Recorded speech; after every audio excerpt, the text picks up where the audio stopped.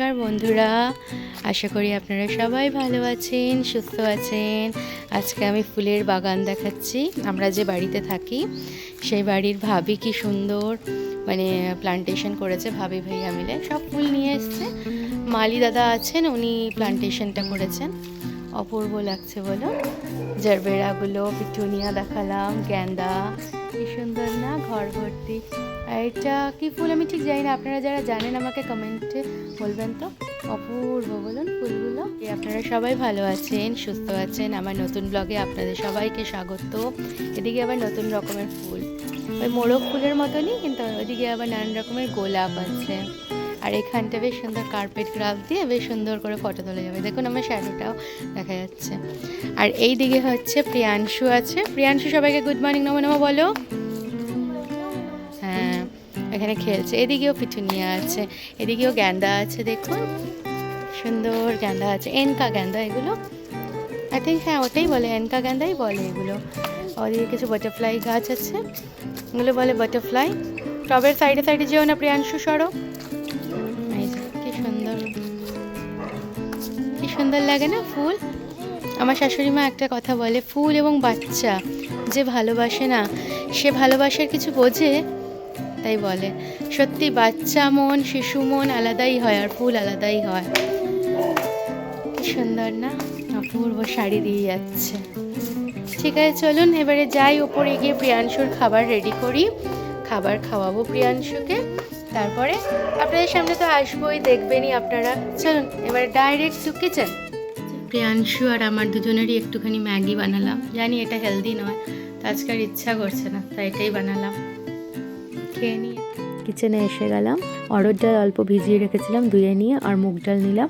মুগ ডালটা দিলাম, দিয়ে তার মধ্যে হলুদ দিলাম, নুন দিলাম, দিয়ে সুন্দর করে জল দেওয়া আছে, অল্প 2-4 দানা চিনি দিয়ে দিলাম। এবার এটা সিদ্ধ বসিয়ে দেবো, সিদ্ধ হয়ে যাবে। তারপরে আমি এর মধ্যে ছোক দিয়ে দেবো, বা ফোড়নটা যেটা বলেন। তো সিদ্ধ প্রায় হয়েই গেছে। ফোড়ন দেওয়ার জন্য তরকা প্যানটা একটু হিট করে নিলাম। তেলের মধ্যে আমি অল্প মৌরি, অল্প জিরা, দুটো মিলিয়ে দিয়েছি। জিরাটা কম, মৌরিটা বেশি, ওটার গন্ধটা ভালো লাগবে ইনফিউজড হয়ে গেলে পরে। বাস ওটা ডালটা আমি ফোড়ন দিয়ে দিয়েছি। এরপরে যাচ্ছি আমি ভাত বসাবো, চাল নিতে। চালটা নিয়ে নিচ্ছি, চাল নিয়ে চাল ধুয়ে ভাত বসিয়ে দেবো। আজকে গোবিন্দভোগ চালের ভাত বসাবো, তাই গোবিন্দভোগ চালটা নিয়ে নিলাম।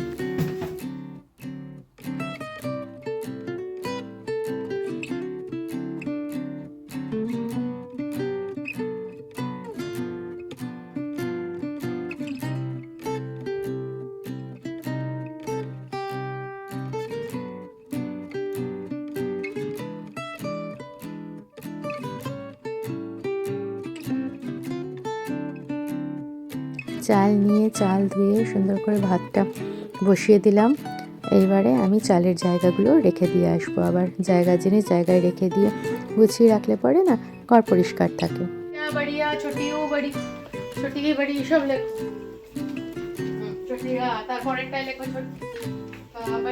প্রিয়াংশু পড়ছে, ওকে আমি বলতে বলতে এসে গেলাম ভেন্ডিটাকে নেব বলে। তো ডাল ভাত আর ভেন্ডি আলু ভাজা করব। তো ভেন্ডিটাকে ভালো করে নিয়ে ওকে আমি বলতে বলতেই যাচ্ছি, আর ওর সাথে আমি বলেই যাচ্ছি। আর ও ওখানে বসে বসে পড়াশোনা করছে। ও পড়াশোনা করে, তো এমনি করেই পড়াতে হয় আমাকে ওকে। এখন আর ঠিক মতন ওকে টাইম দিতে পারছি না। কী করব বলুন, আমারও ভালো লাগছে না। আমি বকাবকিও করছি খুব ওকে।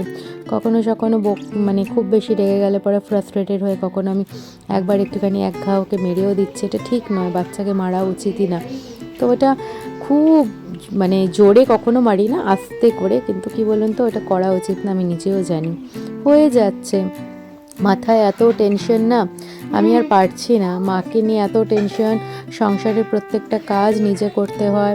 কোনো হাউস হেল্প বা হ্যান্ড হেল্প হাতে তো হেল্প করার কেউ নেই না। একা মানুষ, ওয়ান ম্যান আর্মি বলেছিলাম না, ওরকম টাইপের করে যাওয়ার মতন করে যাচ্ছে। তার উপরে যদি ও না শোনে, কিছু কিছু কথা যখন শুনছে না, তো তখন গিয়ে রাগ হয়ে যাচ্ছে যে কোন দিক দেখবো। মায়ের জন্য আমি ফিজিক্যালি মেন্টালি ভেঙে আছি। মায়ের শরীরটা ভালো নেই বলে। তার উপরে যদি এরকম একটার পর একটা কিছু না কিছু অসুবিধা হতে থাকে, আমার আর মাথাটাই কাজ করছে না। আমি ভাবছি কত তাড়াতাড়ি মানে তাড়াতাড়ি করে ভালোভাবে সুস্থভাবে মাকে সুস্থ করি, কিন্তু মায়ের ইমপ্রুভমেন্ট হচ্ছে না। জানি না আমি মাকে ভালো করতে পারবো কি না। আজকে আপনাদের সাথে বলছি আর মনটা পুরো ভেঙে আছে, ভালোই লাগছে না। কারণ আমি আমার ডেলির কাজটাই করছি, কিন্তু আমি মায়ের কোনো চেঞ্জেস দেখছি না। মা নিজে থেকেও ওই চেঞ্জেসটা আনার চেষ্টা করছে না। মা নিজে, আগে আমি দেখেছি আমার মা অসুস্থ হলেও না নিজে ভাঙে না, তো ওই জায়গাটা তৈরি হয়ে থাকে। কিন্তু মা ওই জায়গাটা আর তৈরি হয়ে নেই, মা কন্টিনিউ ভেঙে আছে। মা বুঝতে পারছি না, মার সাথে কথা বললেও মা আর ভালো থাকতে চাইছে না, এমনি টাইপের কথাগুলোও বলছে, মনে হচ্ছে মা আর থাকবে না, এমনি টাইপের। যাই হোক, বাবা হসপিটাল থেকে এসছে, এসে গিয়ে স্নান টান করে ফ্রেশ হয়ে গেছে, প্রিয়াংশুর সাথে গল্প করছিল। এখানে বাবা হসপিটালেরই গল্প আমাকে বলছে, কে কি বলেছে না বলেছে ওটা। আর ওইদিকে দেখিয়ে দিচ্ছি, চলুন। প্রিয়াংশু পড়ছে আমি কিচেনে রান্না করছি, আর প্রিয়াংশু এখানে লিখছে ছোটিয়া বড়িয়া, ছোটি বড়ি, ছোটিউ বড়িউ, এ আই ও ও রং মুখে আওয়াজ করে না, আবার রিপিট দিয়েছি, ছোটিয়া বড়িয়া, ছোটি বড়ি, ছোটিউ বড়িউ। হ্যাঁ, তারপরে কি হবে? বড়িউ, তারপরে ছোটিউ বড়িউ, তারপরে প্রিয়াংশু ছোটিয়া বড়িয়া, ছোটি বড়ি, ছোটিউ বড়িউ, তারপরে কি হবে? রি লেখো। মাথাটা সরো। হ্যাঁ জানি, মাথাটা সরাও, দেখতে পাচ্ছি না।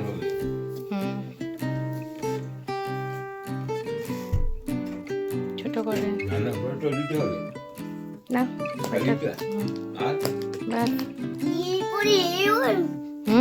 এই হয়, করো।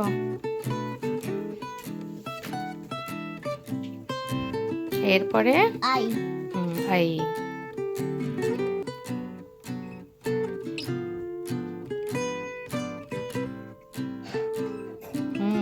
এরপরে আবারও কিচেনে এসে গেলাম, ভেন্ডি আলু ভাজাটা বসাবো। তো এখানে ভেন্ডি কেটে নিয়েছিলাম, আলুও আমি কেটে নিয়েছিলাম, খোসা দেওয়া আলু। তো এখানে আগে কালো জিরা ফোড়ন দিলাম, কয়েকটা শুকনো লঙ্কা, এই শুকনো লঙ্কাগুলো একটুও ঝাল নেই, দিয়ে ভেন্ডি আলু ভাজাটা ভেজে নিলাম।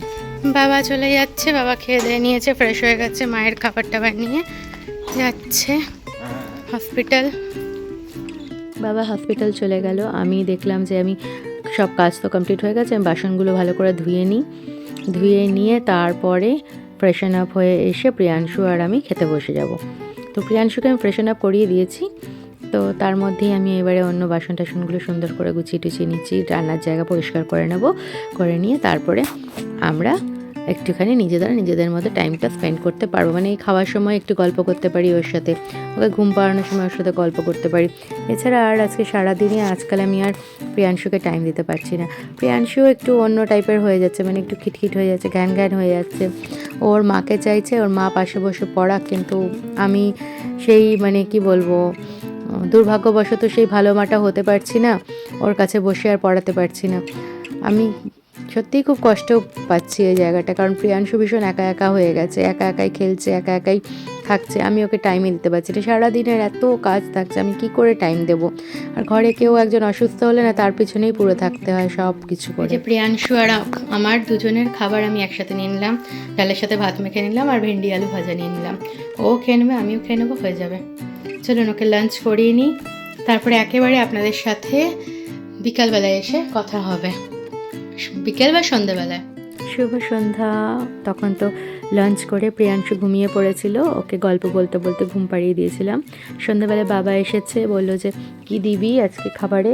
মানে একটাই বেগুন আছে দেখছি, আর অল্প আলু আছে, তাই ভেবেছিলাম বেগুন ভাজা দেবো, কিন্তু সবার হবে না, তাই বেগুন আলুর তরকারি করছি। এটা মা পছন্দ করে, এটা না একটু অন্য নন বেঙ্গলি স্টাইলে করছি। এটার মধ্যে রসুন বাটা দিতে হয় একটু বেশি করে, তো আমি আদা রসুন বাটার পেস্টটা দেবো, আর ছিলকাওয়ালা আলু দিতে হয়, আর এটার মধ্যে ঝাল বেশি দিতে হয়, কিন্তু আমি ঝাল দেবো না কারণ মা পারবে না। তো গোটা জিরা ফোড়ন দিয়ে আলু আর পেঁয়াজটাকে আলু আর বেগুনটাকে ভেজে নিলাম, তার মধ্যে ডুমো পেঁয়াজ দিয়ে দিলাম, ওটাও হালকা হালকা ভাজা হবে, টমেটো দিয়ে দিলাম।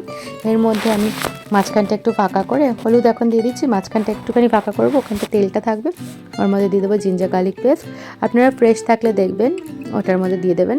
আর ওরা একটু লঙ্কার গুঁড়োটা বেশি ইউজ করে, বা তেলেঙ্গি বা মাদ্রাসি মশলা থাকলে, আমি কাশ্মীরি মির্চ দিলাম, আর জিরে ধনের গুঁড়ো দিলাম, আর নুন দিলাম, আর এটা একটু চিনি দেয় না, তাই আমি চিনি দিইনি এটার মধ্যে। এরপরে পরিমাণ মতো জল দেবো, বেগুন আলু সিদ্ধ হয়ে যাবে, মাখা মাখা করে নামিয়ে দেবো। যদি মনে হয় যে না আলুগুলো তাকিয়ে আছে তখন একটু ম্যাশড করে দেবো, ম্যাশার দিয়ে স্ম্যাশড করে দেবেন, ব্যাস হয়ে যাবে। আমি একটুখানি ওইটাই করলাম, ম্যাশার দিয়ে আমি স্ম্যাশড করে দিলাম আলুগুলোকে, ব্যাস কাদা কাদা টাইপের হয়ে গেল। এরপরে রুটি বানিয়ে নেব। আটাটা বাবা মেখে দিল, বললো যে আমি কিছু করি ভালো লাগছে না, তো বাবা আটাটা মেখে দিয়েছিল আমাকে। আমি রুটিটা ভরপুর বানিয়ে নিচ্ছি। এরপরে বাবা রুটি আর তরকারিটা নিয়ে বাবা আর মায়ের দুজনেরই খাবারটা নিয়ে হসপিটাল চলে যাবে। তারপরে আমি প্রিয়াংশুকে খাইয়ে দেবো, প্রিয়াংশুও বললো এটাই খাবে, তাই জন্য তো আমি কাঁচা লঙ্কাও দিইনি, কাশ্মীরি মির্চ দিয়েছি, এটাই ঝাল হয় না, জাস্ট কালারটা আসবে ওইটাই।